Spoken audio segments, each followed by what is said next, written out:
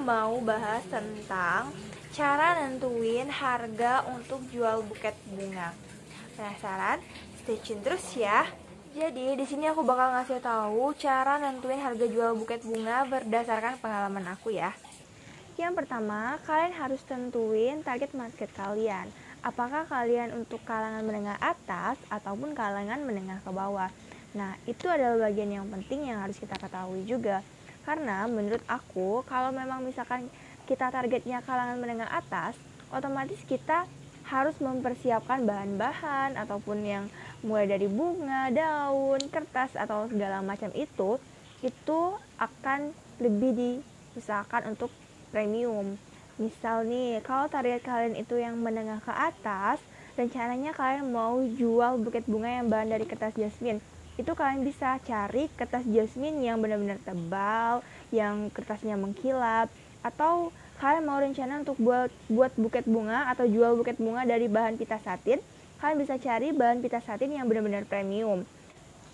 Terus bagusnya lagi kalian bisa cari bahan yang benar-benar premium yang hanya toko kalian aja yang punya, sedangkan toko lain itu nggak punya. Itu cocok banget kalau target market kalian itu yang kalangan menengah ke atas.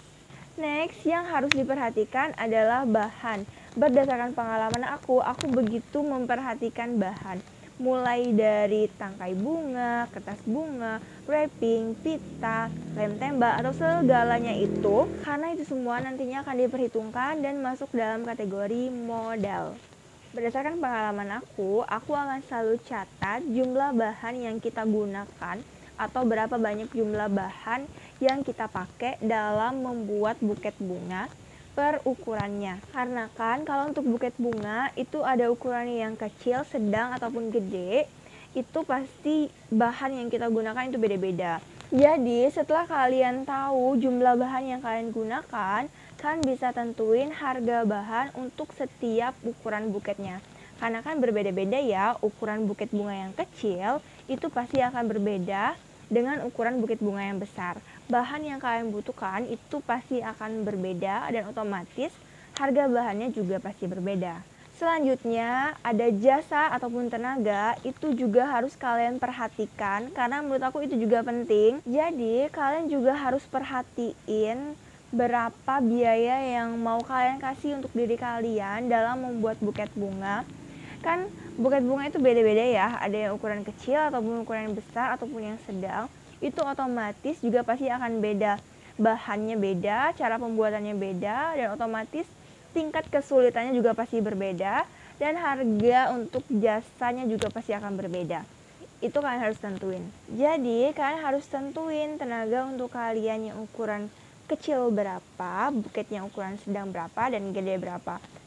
Next, biaya operasional. Nah, ini tuh menurut aku yang paling sering dilupain ya. Tapi jangan salah loh, ini tuh juga penting.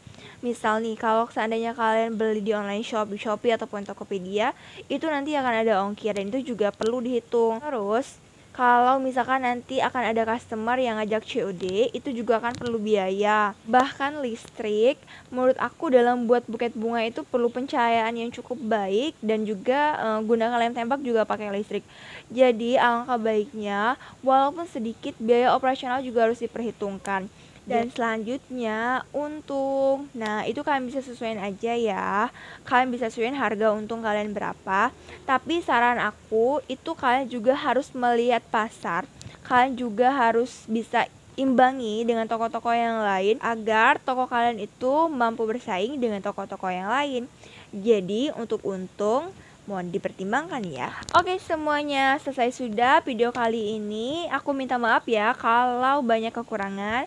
Semoga kalian suka sama video-videonya. Jangan lupa klik like, komen, dan subscribe. Dan follow Instagram aku iswindia.r. Oke, dadah. Sampai ketemu di video-video selanjutnya. Assalamualaikum.